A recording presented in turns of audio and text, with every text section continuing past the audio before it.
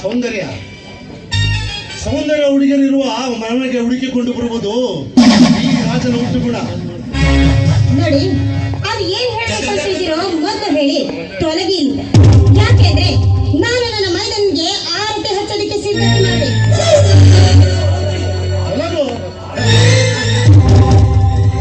ಸೌಂದರ್ಯ, ಮನೆಗೆ ಬಂದಿರುವ ಈ ಸಾರಥಿಗೆ ಆರತಿ ಎತ್ತುವುದನ್ನು ಬಿಟ್ಟು ನಿನ್ನ ಮೈದನಿಗೆ ಆರತಿ ಎತ್ತುವೆ ಎನ್ನುವಲ್ಲ, ನೀನಂಥ ಮೂರ್ಖ ಹೆಣ್ಣು. ಅಂದ್ರೆ ಈ ನಿಮ್ಮ ಮಾತಿನ ಅರ್ಥವೇನು? ಅರ್ಥ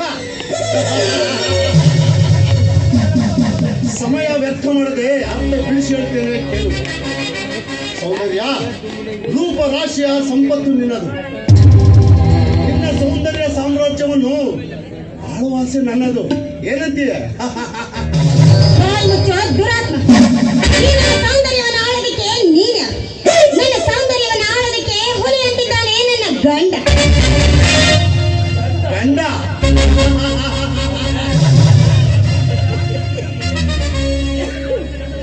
ಸೌಂದರ್ಯ, ನಿನ್ನ ಗಂಡನಿಗೆ ಹಳ್ಳ ತೋಡಲು ನನ್ನ ಹತ್ತಿರವಿದೆ ಖಳನಾಯಕರ ತಂಡ. ಖಳನಾಯಕರ ತಂಡವನ್ನ ಛಿದ್ರ ಛಿದ್ರ ಮಾಡೋದಕ್ಕೆ ಸಿದ್ಧನಾಗಿದ್ದಾನೆ ನನ್ನ ಮೈದನ ಅರ್ಜುನ ಪುಂಡ. ಆ ಪುಂಡನಿಗೆ ಹಳ್ಳ ತೋಡುವನು ನಾನು. ದಾರಿ ತಪ್ಪಿ ಬಂದಿದ್ದೆ ಆದ್ರೆ ಕಟ್ಟಬೇಕಾಗಿತ್ತು ದಂಡ. ದಂಡದ ಪ್ರತಿಫಲವನ್ನು ಪಡೆಯುವುದೇ ಬಿಡುವನಲ್ಲ ಈ ಮಂಡ. ಈ ವಿಷಯ ನನ್ನ ಗಂಡನಿಗೆ ತಿಳಿದಿದ್ದೆ ಆದ್ರೆ ಕ್ಷಣಾರ್ಥದಲ್ಲಿ ಹಾರಿ ಹೋಗುವುದು ಆ ನಿನ್ನ ಚಂಡ.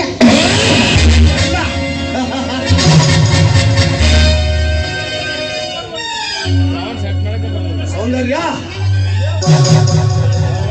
ನನ್ನನ್ನು ಕಂಡು ಓಡಿ ಹೋಗುವ ನಿನ್ನ ಗಂಡ ಅವನೊಬ್ಬ ಷಂಡ. ನನ್ನ ಗಂಡನನ್ನ ಕೆಣಕಿ ನೋಡು, ಕ್ಷಣಾರ್ಥದಲ್ಲಿ ಉರುಳಿ ಹೋಗುವುದು ಆ ನಿನ್ನ ರುಂಡ.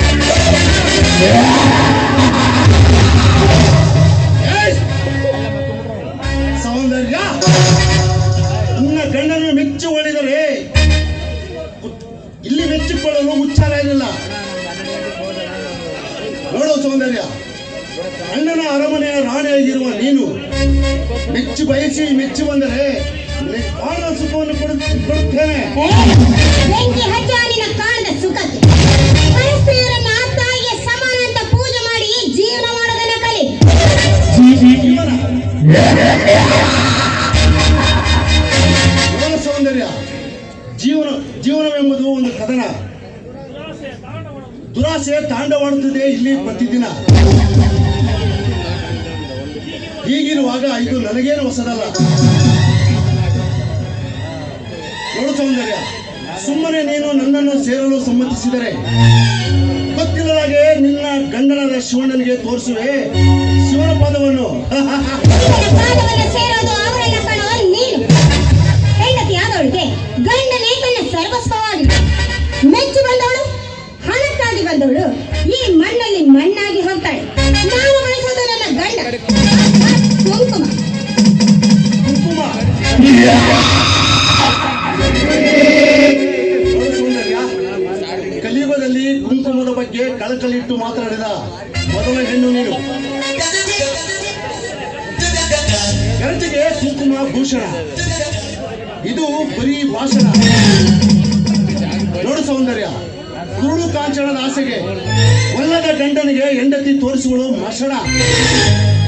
ಸೌಂದರ್ಯ, ಕುಂಕುಮಕ್ಕೆ ಕೈ ಮುಗಿದು ಅಣೆಗಚ್ಚಿಕೊಳ್ಳುವ ಕಾಲ ಎಂದೋ ಮುಗಿದು ಹೋಯಿತು. ಹಿಂದೇನಿದ್ದರೂ ಬರೀ ತಿಕ್ಕಲಿ ಕಾಲ.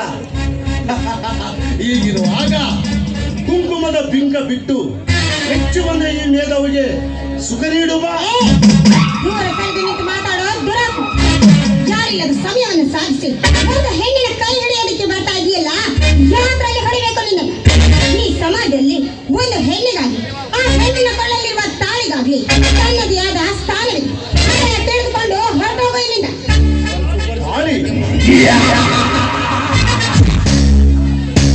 ಸೌಂದರ್ಯ,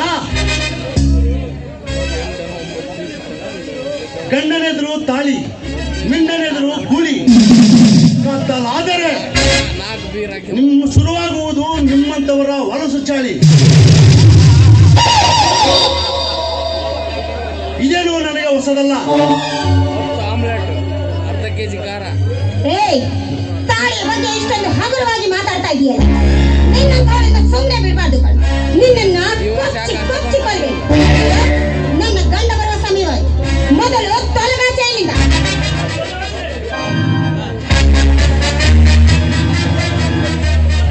ಒಳಗಾಚೆ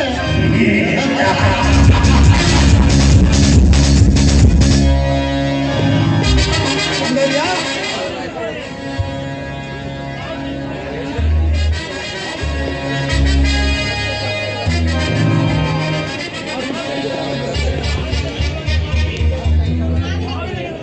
ಸೌಂದರ್ಯ, ಮಾವಿನ ಗಿಡದಲ್ಲಿ ಮಾಗಿ ನಿಂತ ಹಣ್ಣು ನೀನು. ಯೌವನದ ಭಾರಕ್ಕೆ ತೊಟ್ಟಿನಲ್ಲಿ ತೂಗುತ್ತಿರುವ ಈ ನಿನ್ನ ಸೌಂದರ್ಯವನ್ನು, ಈ ನಿನ್ನ ಸೌಂದರ್ಯ ಸಾಮ್ರಾಜ್ಯವನ್ನು ಆಳ್ವಡಿಸಿ ನನ್ನದು.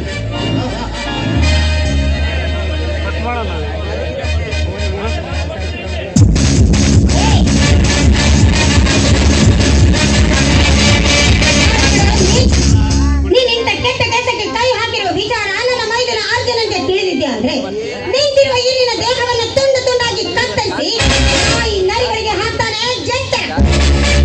ಎಚ್ಚರ. ಸೌಂದರ್ಯ, ನಿನ್ನ ಮೈದನ ನನ್ನ ಕಾಲಡಿಯಲ್ಲಿ ಸಿಕ್ಕಿರುವ ಹುಳು ಹೊಸಕ್ಕೆ ಹಾಕುವುದು ನನಗೇನು ಹೊಸದಲ್ಲ. ಏ ಸೌಂದರ್ಯ, ಕುಡಿಯುವ ನೀರನ್ನು ಕಲಕೆಬ್ಬಿಸುವ ಗಂಡು ನಾನು. ಕಲಕಿದ ನೀರನ್ನ ತಿಳಿ ಮಾಡಿ ಕುಡಿಯುವ ಹೆಣ್ಣು ಕಣೋ ನಾನು. ಬಲೆ ಬಲೆ ಜಡೆ ಹಿಡಿಯುವ ಹೆಣ್ಣಿಗೆ ನಿನಗಿರುವಾಗ ಇನ್ನು ಬೀಸಿ ಹೊತ್ತಿರುವ ಗಂಡಿಗೆ ನನಗೆಷ್ಟು ಬೇಕು? ನೋಡು ನೋಡು ಸೌಂದರ್ಯ, ಈಗ ನೋಡು ನನ್ನ ಕೈ ಚಳಕವನ್ನು.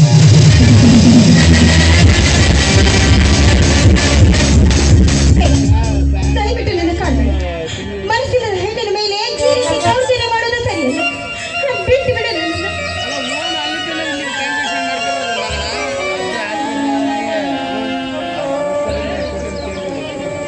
ಸೌಂದರ್ಯ, ನಿನಗೆ ನನ್ನನ್ನು ಸೇರಲು ಮನಸ್ಸಿಲ್ಲ ಅಲ್ಲವ ತಾನೆ? ಹಾಗಾಗಿ ಕೇಳು ಸೌಂದರ್ಯ, ನಾನು ನಾಣ್ಯವನ್ನು ತೋರುತ್ತೇನೆ. ಅದು ರಾಜ ಬಿದ್ದರೆ ನಿನ್ನನ್ನು ನಾನು ಬಿಡುವುದಿಲ್ಲ. ರಾಣಿ ಬಿದ್ದರೆ ನಿನ್ನನ್ನು ಬಿಟ್ಟು ಹೋಗುತ್ತೇನೆ.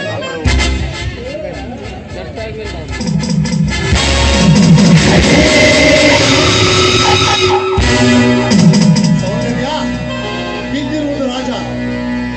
ನೋಡು, ನಿನಗೆ ಎರಡು ಅವಕಾಶ. ಮೊದಲನೇದಾಗಿ ನೀನಾಗೆ ಒಪ್ಪಿ ಬಂದು ನನ್ನನ್ನು ಸೇರುವುದು. ಎರಡನೇ ಅವಕಾಶ, ನೀನು ನನ್ನ ಸಾವಿಗೆ ನಾನ ಕಾರಣವೆಂದು ಕುಡಿತು ವಿಷ ಕುಡಿಯುವುದು. ತೆಗೆದುಕೋ ಈ ವಿಷ ಮತ್ತು ಪೇಪರ್.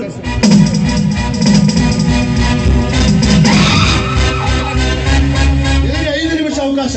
ಒಳಗೆ ಹೋಗಿ ಬೇಗ ಬಾ.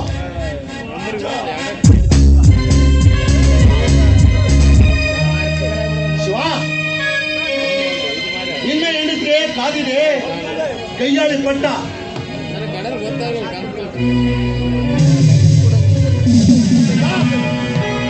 ನೀನೇ ಕಟ್ಟಬೇಕು ನಿನ್ನ ಕೈಯಾರ ಅವಳಿಗೆ ಚಟ್ಟ.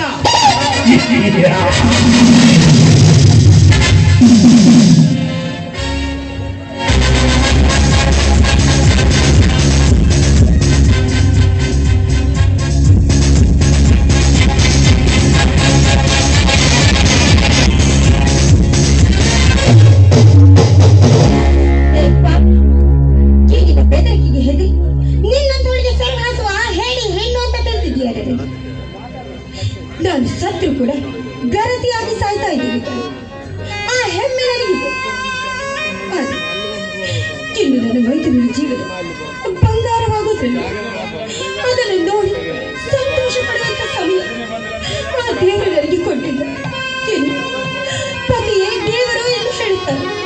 ಅಂತ ದೇವರು ಪಾದ ಸೇವೆಯನ್ನು ಮಾಡುವಂತ ಭಾಗ್ಯವನ್ನ ಆ ದೇವರು ನನಗೆ ಕರುಣಿಸಿದ್ದ.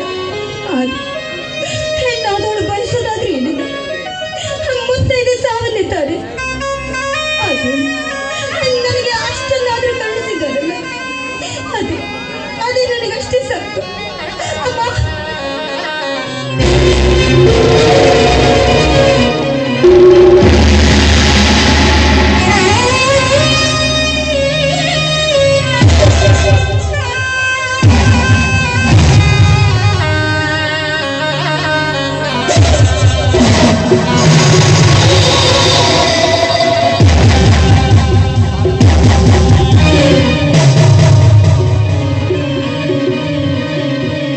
ಶಿವ, ನಾನು ಬೀಸಿರುವ ಈ ಬಿರುಗಾಳಿಗೆ ಸಿಕ್ಕಿ ನೀನು ತತ್ತರಿಸಲೇಬೇಕು. ನಾನು ರಾಜ, ಒಲಿದರೆ ಮಜಾ, ಇದು ನಾದರೆ ವಜಾ. ಸೌಂದರ್ಯ, ಅರ್ಜುನ ಬಂದಿದ್ದಾನೆ, ಬೇಗ ಆರತಿ ತೆಗೆದುಕೊಂಡು ಬಾ. ಅತ್ತಿಗೆ, ಬೇಗ ಬಾರಮ್ಮ. ಅರ್ಜುನ, ನಿನ್ನ ಅತ್ತಿಗೆ ದೇವರ ಮನೆ ಸೇರಿದ್ರೆ ಮುಗಿಯಿತು, ನಮ್ಮನ್ನೆಲ್ಲ ಮರೆತೇ ಬೀಳುತ್ತಾಳೆ. ನೀನು ಇಲ್ಲೇ ಇರು, ನಾನು ಒಳಗೆ ಹೋಗಿ ಕರೆದುಕೊಂಡು ಬರ್ತೇನೆ.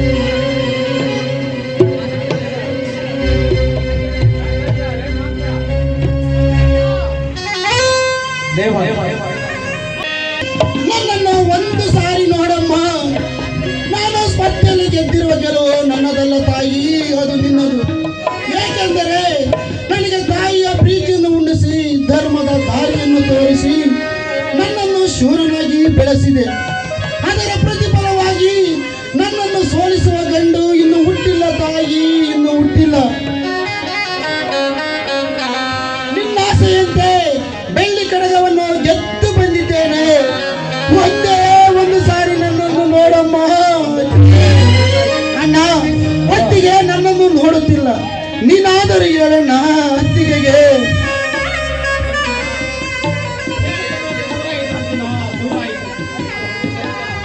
ಅರ್ಜುನ ಚೆನ್ನಾಗಿದ್ದಳು, ಮಕ್ಕಳಂತೆ ಗಡಿಬಿಡಿಯಾಗಿ ಮಾತನಾಡಿ ನನ್ನ ಮೈದಿನ ಸ್ಪರ್ಧೆಯಲ್ಲಿ ಗೆದ್ದೇ ಗೆಲ್ಲುತ್ತಾರೆಂದು ಎದೆ ಇಪ್ಪಿಸಿ ಹೇಳಿದಳಪ್ಪ, ಎದೆ ಇಪ್ಪಿಸಿ ಹೇಳಿದಳು.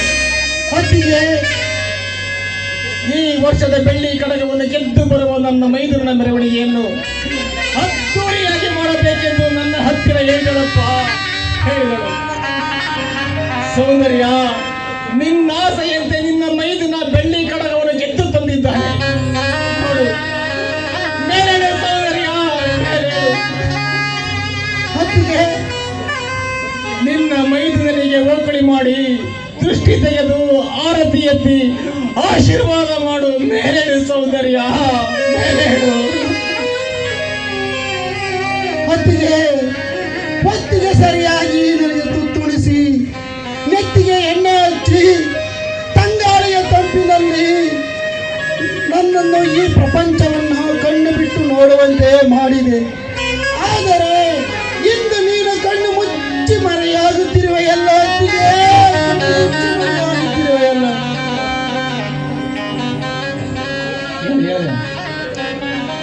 ಹೇಳುವ ಮಾತು ದೂರಾಯಿತು ಅರ್ಜುನ, ದೂರಾಯಿತು.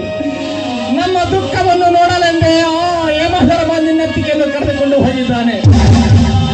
ಸೌಂದರ್ಯ, ಒಂದು ಸಾರಿ ನನ್ನನ್ನು ಸ್ವಾಮಿ ಎಂದು ಕರೆ. ಸೌಂದರ್ಯ, ಒಂದು ಸಾರಿ ನನ್ನನ್ನು ಸ್ವಾಮಿ ಎಂದು ಕರೆ. ನೀನು ಮಗನಂತೆ ಸಾಕಿದ್ದ ಅರ್ಜುನ ಇಲ್ಲೇ ನಿಂತಿದ್ದಾನೆ. ಅವನೊಂದು ಮೈಥುನ ಎಂದು ಕರೆದು ಮಾತನಾಡಿಸು. ಸೌಂದರ್ಯ, ಮಾತನಾಡಿಸು.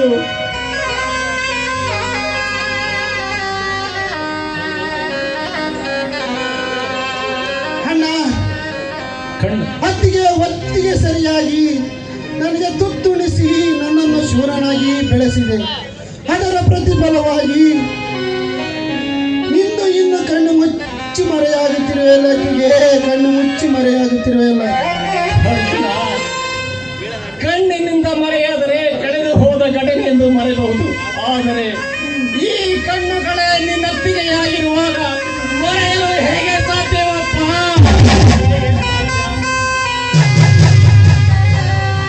ಅರ್ಜುನ, ಕಣ್ಣು ಬಿಟ್ಟರೆ ಕಾಣುವಳ ನಿನ್ನತ್ತಿಗೆ, ಕಣ್ಣು ಮುಚ್ಚಿದರೂ ಕಾಣುವಳ ನಿನ್ನತ್ತಿಗೆ. ಅರ್ಜುನ, ನಿನ್ನತ್ತಿಗೆ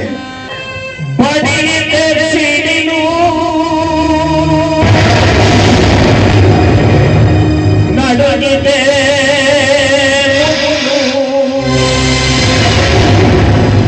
ಎದೆಗೆ ಸಿಡಿಲು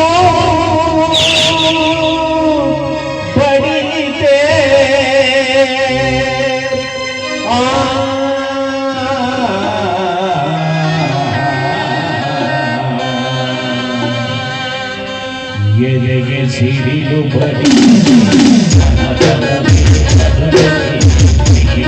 ಮತ್ತೆ ತುಂಬುವಿತ ನೋಡಬಹುದು ಎದೆಗೆ ಸಿಡಿಲು ಬಡಿ ಮನದ ಮುಗಿಲೆ ಬದಲಕ್ಕೆ ಮತ್ತೆ ತುಂಬುವಿತ ನೋಡಬಹುದು ಹರಿತೆ ನಮ್ಮ ಹರಿತೆ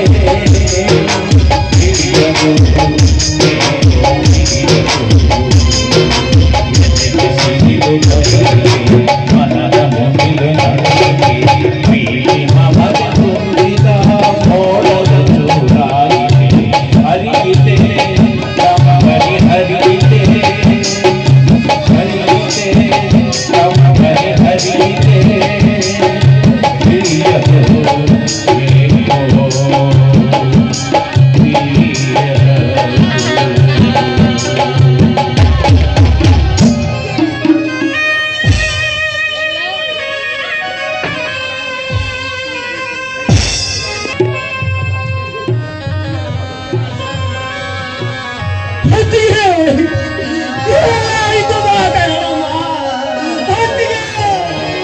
ಪ್ರಿಯದು ಏನಾಯ್ತು ಹತ್ತಿಗೆ ಏನಾಯ್ತು? ಅಕ್ಕ ಈ ಅನಾಥಗೆ ತಂಗಿಯ ಸ್ಥಾನದಲ್ಲಿ ನಮ್ಮನ್ನೆಲ್ಲ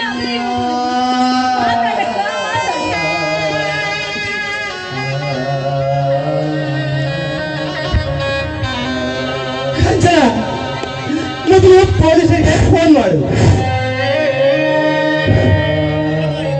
ಅದೇ ಸೂರ್ಯ ಕಂಚನ,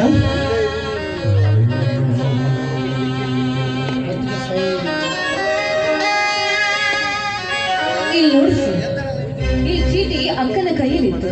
ಹೌದಾ? ನನ್ನ ಸಾವಿಗೆ ನಾನೇ ಕಾರಣ. ಯಾರ ಮೇಲೂ ಅನುಮಾನ ಬೇಡ. ಇದೇ ನಿಮ್ಮ ಸೌಂದರ್ಯ.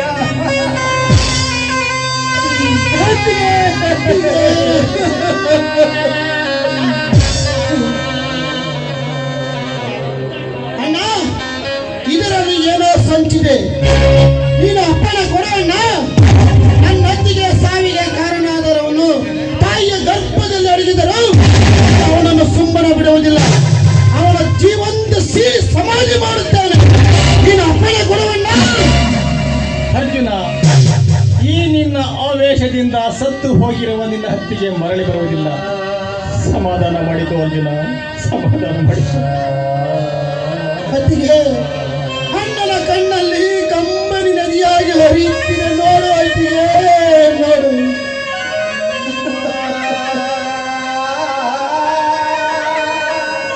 ಅತ್ತಿಗೆ, ನೋಡಲ್ಲ ಅವಳಿಲ್ಲ ಕಣೋ.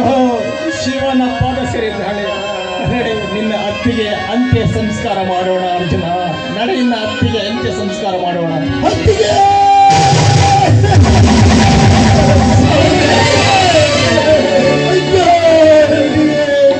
ಸೌಂದರ್ಯ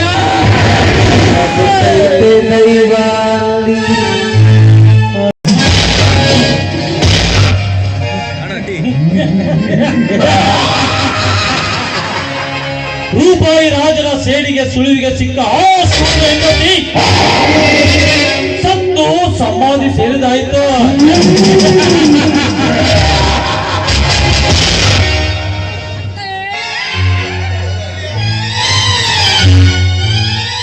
ಆ ಶಿವನ ಸಂಪತ್ತಿನ ದೋಚೋ ಗುರಿ ಆ ರಾಜನದ್ದು.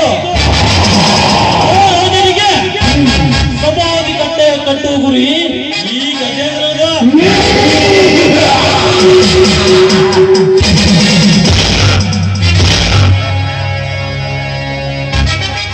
ಗಜೇಂದ್ರ ಬಂದು ಬಹಳ ಸಮಯವಾಯಿತು.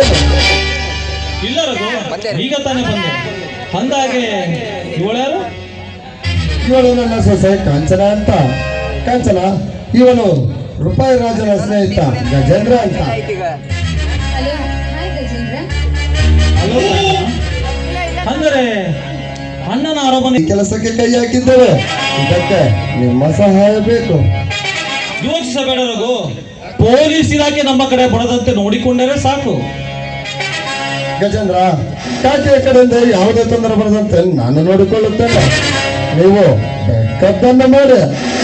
ರಘು, ನೀನು ಅಷ್ಟು ಮಾಡಿದರೆ ಸಾಕು. ಸಿಕ್ಕ ಸಂಪತ್ತಿನಲ್ಲಿ ಸಮಪಾಲು ನಿನ್ನದು. ಆ ದಿನಕ್ಕಾಗಿ ಕಾಯುತ್ತಿದ್ದೇವೆ ಗಜೇಂದ್ರ.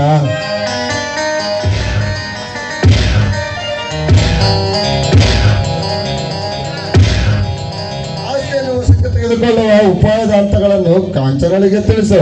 ಕಾಂಚನ, ಗಜೇಂದ್ರ ನಮ್ಮವನು, ಸಂಕೋಚ ಇಲ್ಲದೆ ಮಾತನಾಡು. ರಘು, ಕೊಲೆ ಮಾಡಿದರೂ ಕಲೆ ಸಿಗದಂತೆ ಉಪಾಯ ಮಾಡಬೇಕು. ಇಲ್ಲೇ ಇರೋ, ಚರ್ಚಿಸಿ ತೀರ್ಮಾನ ತೆಗೆದುಕೊಳ್ಳೋಣ.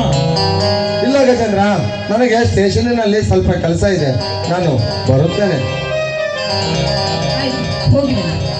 ಇಲ್ಲಿ ನೋಡಿ ಗಜೇಂದ್ರ, ಈಗಾಗ್ಲೇ ಶಿವಣ್ಣನಿಂದ ಯಾವ ರೀತಿ ಆಸ್ತಿಯನ್ನ ಒಡೆಯಬೇಕು ಅನ್ನುವ ಮಾರ್ಗವನ್ನ ನಾನು ಈಗಾಗಲೇ ಸೂರ್ಯನಿಗೆ ತಿಳಿಸಿಯೇ ಬಂದಿದ್ದೇನೆ. ಹಾಗಾದರೆ ಒಂಟಿತನದಿಂದ ಬೆಂದಿರುವ ಈ ನನ್ನ ಜೀವಕ್ಕೆ ಜಂಟಿಯಾಗಿ ಆಡಿ ಕುಣಿಯುತ್ತೀಯ? ನೀನು ತುಂಬಾ ಜಾಣೆ ಕಾಂಚನ. ನಿನ್ನಂತವದನೆಯ ಸಿಕ್ಕಿದ್ದು 7 ಜನ್ಮದ ಪುಣ್ಯ ಕಣೆ. ನೋಡಿ, ಸುಖ ನಿಮ್ಮದಲ್ಲ, ಸುಖ ಅಂದ್ರೆ ನಮ್ಮದು. ಏಕೆಂದ್ರೆ ಸಕಲ ಸಂಪತ್ತನ್ನ ಸಂಪಾದಿಸಿ ಸುಖದಿಂದ ಮೆರಿಬೇಕು ಅಂತಿರೋ ನಮ್ಮ ಆಸೆಗೆ ಸಹಕಾರವನ್ನ ನೀಡ್ತಾ ಇದ್ರಲ್ಲ, ಅದಕ್ಕಾಗಿ ಅಷ್ಟೇ. ಅಂದ ಮೇಲೆ ನೀವು ಹೇಳೋದೆಚ್ಚ, ನಿಮ್ಮ ಕೈ ಹಿಡಿದು ನಾನು ಕುಣಿಯೋದೆಚ್ಚ, ನಿಮ್ಮಂತೆಯೇ ಆಗ್ಲಿ. ಹಾಗಾದರೆ ಒಂದು ಹಾಡು ಹೇಳಿ ನರ್ತಿಸುವೆಯಾ ಗೆಳತಿ?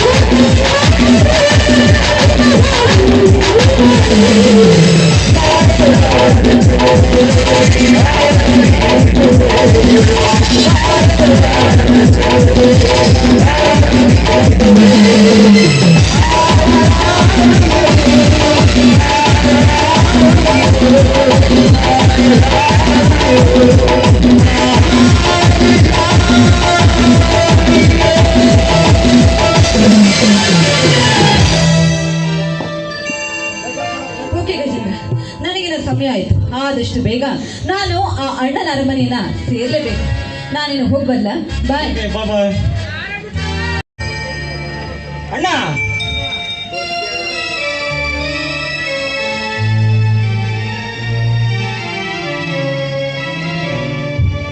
ಬಾ ಸೂರ್ಯ, ಏನು ವಿಷಯ? ನಿನ್ನ ಹತ್ತಿರ ಒಂದು ಮುಖ್ಯವಾದ ವಿಷಯ ಮಾತಾಡಬೇಕಾಯ್ತಣ್ಣ. ಹೇಳಪ್ಪ, ಅದೇನಂತ? ಅಣ್ಣ, ಈ ಆಸ್ತಿಯಲ್ಲಿ ನನಗೆ ಪಾಲು ಬೇಕು. ಹೇಳ ಸೂರ್ಯ. ನಮ್ಮ ಮುತ್ತಜ್ಜರ ಕಾಲದಲ್ಲೂ ಕೂಡಿ ಬಾಳಿದ ಕೀರ್ತಿಯನ್ನು ಈ ಮಾತಿನ ಹೋಗಿದೆ. ಹಾಗಿರುವಾಗ ಆಸ್ತಿಯನ್ನು ಹಂಚುವುದು ಬೇಡಪ್ಪ. ಅದೆಲ್ಲ ನನಗೆ ಗೊತ್ತಿಲ್ಲ. ಆಸ್ತಿ ಬೇಕಂದರೆ ಆಸ್ತಿ ಬೇಕು ಅಷ್ಟೇ ನನಗೆ. ಹಠ ಮಾಡಬೇಡ ಸೂರ್ಯ. ಜನರು ಗೌರವ ಕೊಡುವ ಈ ಅಣ್ಣನ ಅರಮನೆ ಒಡೆದ ಚೂರಾದರೆ ಹಾಳಿಗೊಬ್ಬರು ಆಡಿಕೊಳ್ಳುತ್ತಾರೆ. ಮರ್ಯಾದೆ 3 ಕಾಸಿಗೆ ಹರಾಜಾಗುತ್ತದೆ ಸೂರ್ಯ, 3 ಕಾಸಿಗೆ ಹರಾಜಾಗುತ್ತದೆ. ಬೇಕಾದ್ದು ಆಗಲಿ, ಅದು ನನಗೆ ಬೇಕಾಗಿಲ್ಲ. ನನಗೆ ಬೇಕಾಗಿರುವುದು ಆಸ್ತಿ. ದೇವರೇ, ನನ್ನ ತಮ್ಮನ ತಲೆಯಲ್ಲಿ ಆಸ್ತಿ ಆಸೆಯನ್ನು ಹಚ್ಚಿ ಅಣ್ಣ ತಮ್ಮಂದಿರನ್ನು ಅಗಲಿಸಿ ಆನಂದ ಪಡಬೇಕೆಂದು ಕೊಡ್ರೆ ಏನಪ್ಪ? ಬೇಡ, ಬೇಡ ದೇವ, ಬೇಡ. ಕೂಡಿ ಬಾಳಿದ ಮನೆ ಹೊಡೆದು ಚೂರಾದರೆ ಹಾಳಿಗೊಬ್ಬರು ಹಾಡಿಕೊಳ್ಳುತ್ತಾರೆ. ಕೂಡಿ ಬಾಳಿದ ಈ ಮನೆ ಹೊಡೆದು ಚೂರಾದರೆ ಈ ಶಿವಣ್ಣ ಬದುಕಿದ್ದು ಸತ್ತಂತೆ. ದೇವ, ಈ ಶಿವಣ್ಣ ಬದುಕಿದ್ದು ಸತ್ತಂತೆ. ಹೇಳಬೇಡಣ್ಣ, ಸಮಾಧಾನ ಮಾಡಿಕೊಳ್ಳೋಣ. ಸೂರ್ಯ, ಅಣ್ಣನ ಮಾತಿಗೆ ಬೆಲೆ ಕೊಟ್ಟು ಒಂದಾಗುವ ಬಾಳ ಕಡೆಗೆ ಗಮನ ಕೊಡು. ಅದು ಆಗದ ಮಾತು. ಹೀಗೆ ಬಿದ್ದರೆ ಈ ಮನೆಯಲ್ಲಿ ಅಡ್ಡಗೋಡೆ ಕಟ್ಟಿ ಈ ಶಿವಣ್ಣನ ಶಾಂತಿಗೆ ಭಂಗ ತರುವುದೇ ನನ್ನ ಗುರಿ. ಹುಟ್ಟಿದ ದ್ರೋಹಿ ಅರ್ಜುನ, ಅಣ್ಣನ ಮಾತನ್ನು ಗಾಳಿಗೆ ತೂರಿದಲ್ಲದೆ ಶಿವಣ್ಣನ ಮನಸ್ಸಿಗೆ ನೋವಾಗುವಂತೆ ಮಾತನಾಡುವೆಯೋ? ತಮ್ಮಂದಿರಿಗೆ ತನ್ನ ಪ್ರೀತಿಯನ್ನೇ ಧಾರೆ ಎರೆದ ಈ ನನ್ನ ದೇವರಿಗೆ ಎದುರಾಡಿದ ನಿನ್ನ ಎದೆಯನ್ನು ಸೀಳಿ ನಿನ್ನ ರುಂಡವನ್ನು ಚೆಂಡಾಡದೆ ಸಿದ್ಧನಾಗಲೇ ಶಿವನ ಪಾದ ಸೇರಲು.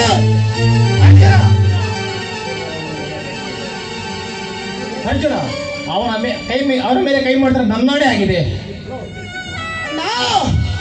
ಆಳ ಇಟ್ಟು ಈ ದ್ರೋಹಿಯನ್ನು ಬದುಕಿಸಿ ಬಿಟ್ಟೆನ್ನೋ.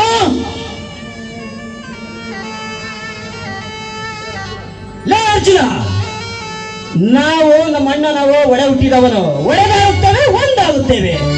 ಅದನ್ನು ಕೇಳಲು ನಿನಗೆ ಹಕ್ಕಿಲ್ಲ. ಏಕೆಂದರೆ ನೀನೊಬ್ಬ ದಿಕ್ಕಿಲ್ಲದ ಅನಾಥ. ಅಣ್ಣ, ಸೂರ್ಯ ಹೇಳುತ್ತಿರುವುದು ನಿಜವೇ? ನಾನು ಅನಾಥನೇ? ಹೇಳಣ್ಣ, ಹೇಳು. ಅರ್ಜುನ, ಆ ವಿಷಯ ಈಗ ಬೇಡ, ಮರೆತು ಬಿಡಪ್ಪ. ಇಲ್ಲಣ್ಣ, ನೀನು ಹೇಳದಿದ್ದರೆ ನನ್ನ ಮೇಲೆ ಆಣೆ. ದೇವರೇ, ಎಂಥ ಈ ಕಟ್ಟಿಗೆ ನನ್ನನ್ನು ಸಿಲುಕಿಸಿದೆ.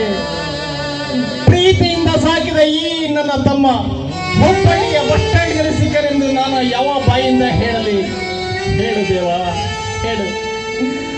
ಮಗುವಾಗಿ ಸಿಕ್ಕ ಅರ್ಜುನನಿಗೆ ನನ್ನ ತಾಯಿ ಭೇದ ಮಾಡದೆ ನಮ್ಮಿಬ್ಬರಿಗೂ ಸಮನಾಗಿ ಆಲುಣಿಸಿ ಬೆಳೆಸಿದ್ದಾಳೆ. ಹೀಗಿರುವಾಗ ನನ್ನ ತಮ್ಮ ಅನಾಥ ಎಂದು ನಾನು ಯಾವ ಬಾಯಿಂದ ಹೇಳಲಿ? ಹೇಳು ದೇವ, ಹೇಳು. ಇಲ್ಲ, ನನ್ನ ತಮ್ಮ ಅನಾಥನಲ್ಲ, ಇವನು ನನ್ನ ಜೀವ. ಅರ್ಜುನ, ನೀನಿಲ್ಲ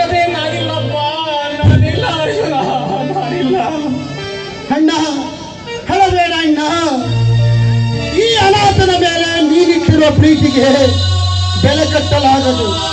ಈ ಜನ್ಮ ಅಲ್ಲಣ್ಣ, ಇನ್ನು 7 ಜನ್ಮ ಹುಟ್ಟಿ ಬಂದರು ನಾನೇ ನಿನ್ನ ತಮ್ಮನಾಗಿ ಹುಟ್ಟಿ ಬಂದು ನಿನ್ನ ಋಣ ತೀರಿಸುತ್ತೇನೆ ಅಣ್ಣ, ನಿನ್ನ ಋಣ ತೀರಿಸುತ್ತೇನೆ.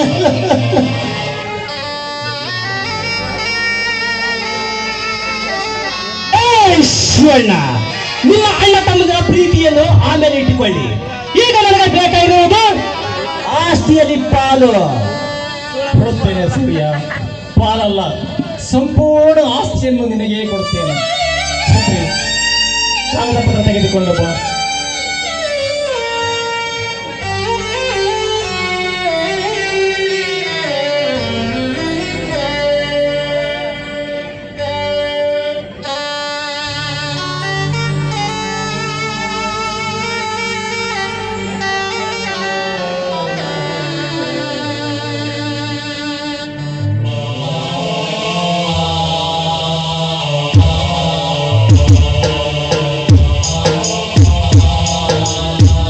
ಸೂರ್ಯ,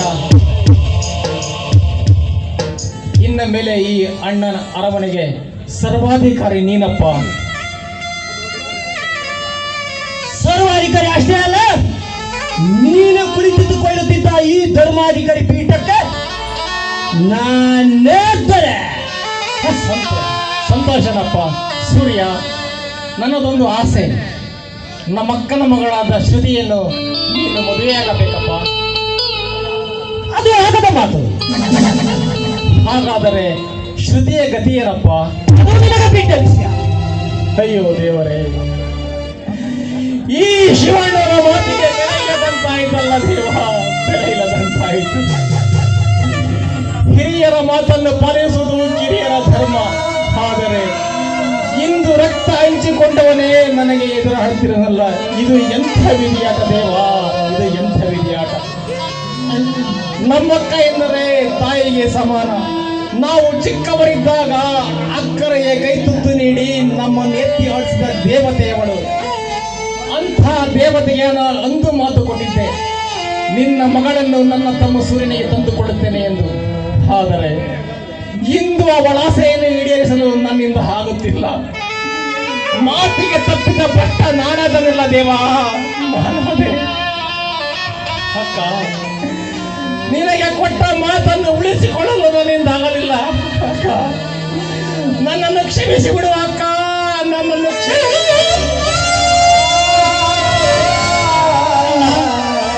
ಅದು ಆಗದ ಮಾತು. ಬಾ ಕಾಂಚನ. ಅಣ್ಣ, ದುಃಖಿಸಬೇಡ ಅಣ್ಣ, ಎಲ್ಲದಕ್ಕೂ ದೇವರಿದ್ದಾನೆ. ನಡೆಯಣ್ಣ, ಹೋಗೋಣ. ಬಾ ಕಾಂಚನ.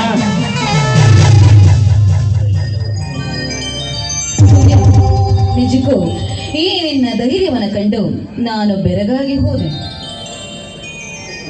ನನಗೆ ಧೈರ್ಯ ಬರೋದು ನೀನು ಸ್ಫೂರ್ತಿ ತಾನೆ ಕಾಂಚನ. ಇರಬಹುದು. ನಿಮ್ಮ ಅಣ್ಣನ ಬಳಿ ಆಸ್ತಿಯಲ್ಲಿ ಪಾಲನ್ನು ಕೇಳಿ ಅಂದ್ರೆ ಸರ್ವ ಆಸ್ತಿಯನ್ನ ನಿಮ್ಮ ಹೆಸರಿಗೆ ಬರ್ಕೊಂಡ್ಬಿಟ್ರಲ್ಲ. ನಿಜಕ್ಕೂ ನೀವಂದ್ರೆ ನನ್ನ ಹೃದಯವನ್ನ ಗೆದ್ದ ರಾಜ ನೀವು. ಈ ನಿನ್ನ ರಾಜನಿಗೆ ಈ ನಿನ್ನ ಕೆಂಪಾದ ತುಟಿಗಳಿಂದ ಒಂದು ಸಿಹಿ ಮುತ್ತು ನೀಡುವೆಯ ರಾಣಿ? ಸೂರ್ಯ, ಒಂದು ಮುತ್ತೇಕೆ, ನೀವು ಕೇಳುವುದಾದ್ರೆ 1000 ಮುತ್ತುಗಳನ್ನು ನೀಡುತ್ತೇನೆ. ಬಾ ನನ್ನ ರಾಜ.